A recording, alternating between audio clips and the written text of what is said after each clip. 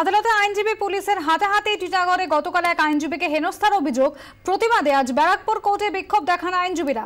এরপর আদালতে পুলিশের উত্তেজনা বাড়ে, কক্ষের মধ্যে শুরু হয়ে যায় হাতাহাতি।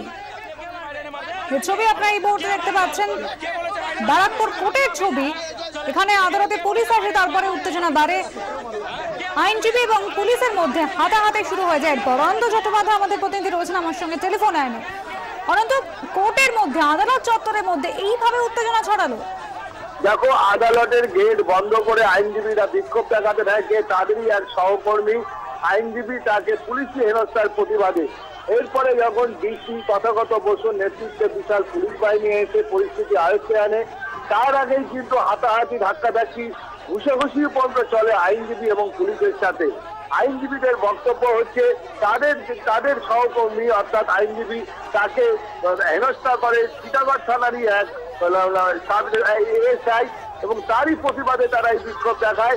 পাল্টা পুলিশেরও বক্তব্য যে তাদের যে আইনজীবী সে ব্যাংকের লাইনে দাঁড়ানো নিয়ে তার সাথে বচসা বাঁধে, তারপরে সেই বচসা করায় থানা পর্যন্ত। তারা এই ঘটনার তারা আইনি ব্যবস্থা নেয়। তারপরে কিন্তু এই ঘটনা আবার কোর্টে আসে। কোর্টে যখন ওই আইনজীবী আসেন তখনই কিন্তু এই উত্তেজনা ছড়ায়, এবং উত্তেজনা ছড়ায় কিন্তু চরম পর্যায়ে। তারপরে আইনজীবীরা গেটে তালা দিয়ে দীর্ঘক্ষণ কোর্ট বন্ধ করে রাখে, বন্ধ হয়ে যায় কোর্টের কাজকর্ম। এটা নিয়েও কিন্তু প্রশ্ন উঠেছে যে আইনজীবীরা কি করে কোর্টের গেট তালা দিয়ে রাখলো, কেন এতক্ষণ তারা তালা দিয়ে রাখলো, সরকারি কাজেই বা কেন বাধা দিল। এই প্রশ্ন যেমন পুলিশের তরফ থেকে উঠছে, সাধারণ মানুষের তরফ থেকে উঠছে, তেমনি আবার আইনজীবীদের পক্ষ থেকেও কিন্তু পুলিশি হেনস্থার তারা প্রতিবাদ জানিয়েছে। প্রতিবাদ করতে গিয়ে তারা জোর করে কিন্তু ব্যারাকপুর থানার ভিতরে ঢোকার চেষ্টা করে, তখন পুলিশ বাধা দেয়। সেই নিয়েই তাদের সাথে কিন্তু বচসার সূত্রপাত শুরু হয়। অনন্ত, এই ঘটনার পর কোথাও কোনো অভিযোগ দায়ের করা হয়েছে কোনো পক্ষের তরফ থেকে?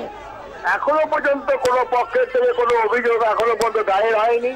তবে পুলিশ তদন্ত শুরু করেছে, কেন এরকম ঘটনা ঘটলো আর কেনই বা এরকম উত্তেজনা ছড়ালো। ধন্যবাদ অনন্ত। অনন্ত চট্টোপাধ্যায় আমাদের প্রতিনিধি ছিলেন টেলিফোন লাইনে। আজ ব্যারাকপুর আদালতে আইনজীবী এবং পুলিশের মধ্যে হাতাহাতি পর্যন্ত করায়, ঘুষাঘুষি মারা হয়। যেভাবে যে ছবি আপনারা দেখতে পাচ্ছেন, এরপর আইনজীবীদের বিরুদ্ধে অভিযোগ রয়েছে, তারা কোর্টের দরজা পর্যন্ত বন্ধ করে দেন।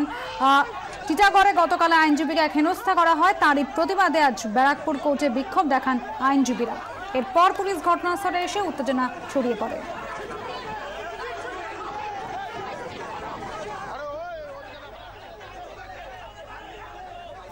আইসিসের সঙ্গে যুক্ত সন্দেহে ধৃত মুসাকে জেরা করতে কলকাতায় পৌঁছেছে এফবিআই টিম। কয়েক মাস আগেই বীরভূম থেকে মুসাকে গ্রেফতার করে রাজ্য পুলিশ। গ্রেফতারের পরে মুসা সম্পর্কে তথ্য চেয়ে পাঠান মার্কিন গোয়েন্দারা। এতদিন জেল হেফাজতেই ছিল মুসা, আজ তাকে পেশ করা হয় নগর দায়রা আদালতে। এরপর নিজেদের হেফাজতে মুসাকে চায় এনআইএ। সেই আর্জি মেনে মুসাকে দুদিনে এনআইএ হেফাজতে নির্দেশ দিয়েছে আদালত। সিজার মন্ডল আমাদের প্রতিনিধি রয়েছেন আমার সঙ্গে টেলিফোন লাইনে। সিজার, দেখো, এই মুহূর্তে কিন্তু এনআইএ অফিসে ইতিমধ্যে পৌঁছে গেছেন মার্কিন গোয়েন্দাদের 7 জনের একটি দল। তারা মুসাকে জিজ্ঞাসাবাদ করবেন বা মুসার যে ইন্টারোগেশন রিপোর্ট তারা ইতিমধ্যে সেটা এনআইএ কাছ থেকে পেয়েছেন, এবং সেখানে যেটা উল্লেখযোগ্য যে এর আগে ন্যাশনাল ইনভেস্টিগেশন এজেন্সি মুসাকে জেরা করার সময় মুসার কাছ থেকে এমন কিছু তথ্য পাওয়া গেছিল যেটা উদ্বেগজনক মনে করছেন মার্কিন গোয়েন্দারা, এবং সেই কারণেই সেই সম্পর্কিত তথ্য আরো বিশদে জানবার জন্যই কিন্তু তারা উপস্থিত হয়েছেন, এবং মুসাকে একজন দোভাষীর মাধ্যমে তারা জিজ্ঞাসাবাদ করবেন বলে এখন পর্যন্ত এনআইএ সূত্র থেকে জানা যাচ্ছে। ধন্যবাদ সিজা। আপনাদের শোনাবো আজ মুসার আইনজীবী কি বলেছেন।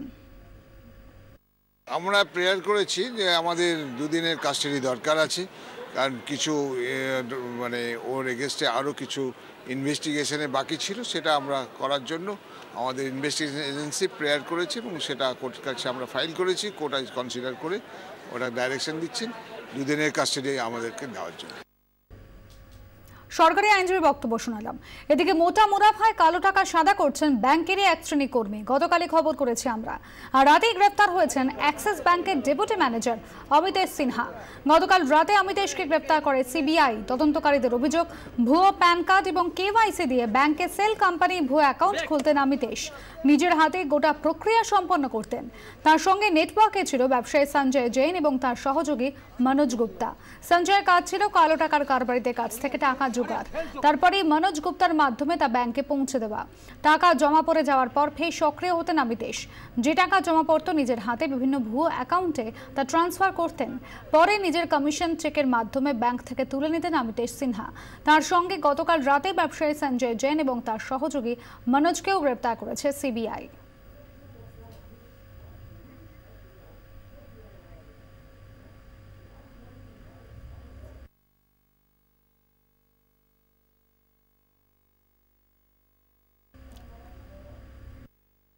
অমিতেশ সিনহা, তার বিরুদ্ধে অভিযোগ, ইতিমধ্যে তাকে গ্রেফতার করা হয়েছে। অ্যাক্সিস ব্যাংকের ডেপুটি ম্যানেজার অমিতেশ, তার সহযোগী হিসেবে সঞ্জয় জৈনের সহযোগী হিসেবে কাজ করতেন মনোজ গুপ্তা, এবং সঞ্জয়ের কাছ থেকে টাকা জোগাড় করতো এই মনোজ, এবং কালো টাকা শেষ পর্যন্ত ব্যাংকে পৌঁছতো। রীতিমধ্যে একটা চেন হিসেবে কাজ করতো এটি। সঞ্জয় জৈন ব্যবসায়ী, তার দায়িত্ব ছিল কালো টাকার কারবারিদের কন্ট্যাক্ট করা, এবং তারপর তিনি সাহায্য নিতেন এই মনোজ গুপ্তার। শেষ পর্যন্ত ডেপুটি ম্যানেজার অমিতেশ সিনহা ভুয়ো নথিতে অ্যাকাউন্ট খোলা এবং কালো টাকা সাদা করার কাজে যুক্ত ছিলেন।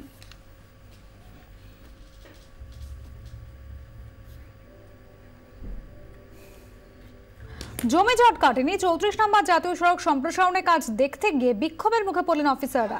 মুর্শিদাবাদে বাসুদেব খালিতে ন্যাশনাল হাইওয়ে অথরিটি অফিসারদের গাড়ি ঘিরে বিক্ষোভ দেখান জমি মালিকরা।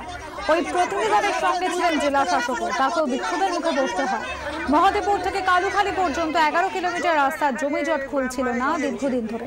পরিস্থিতি সরেজমিনে দেখতে ঘটনাস্থলে যান অফিসাররা। বিক্ষোভকারীরা জানিয়েছেন তারা জমি দিতে রাজি, কিন্তু বেশি দাম দিতে হবে।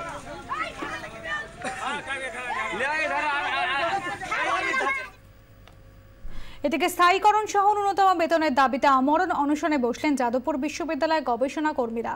অনশনে যোগ দিয়েছেন 14 জন গবেষণা কর্মী। বিশ্ববিদ্যালয়ের প্রশাসনিক দপ্তর অরবিন্দ ভবনের সামনে অনশন শুরু করেন কর্মীরা। শূন্য পদে নিয়োগ ছাড়াও চুক্তিভিত্তিক গবেষণা কর্মীদের সরকার নির্ধারিত ন্যূনতম বেতনের দাবি রয়েছে দীর্ঘদিনের। বিশ্ববিদ্যালয় কর্তৃপক্ষের তরফ থেকে সমাধানে আশ্বাস না মেলায় অনশনের সিদ্ধান্ত নেয় সংগঠন। বিশ্ববিদ্যালয় কর্তৃপক্ষকে আমাদের স্থায়ীকরণের জন্য দীর্ঘদিন থেকে দাবি আমাদের আছে। যতদিন না স্থায়ী হচ্ছে ততদিন আমাদের যাতে এই মিনিমাম নিড বেস ওয়েজটা দেওয়া হয়, সেটার অন্যতম দাবি। এখন আমরণ অনশনে এখন আছেন 14 জন আছেন। এছাড়া তাদের সহযোগী যারা রিলে অনশনও করছেন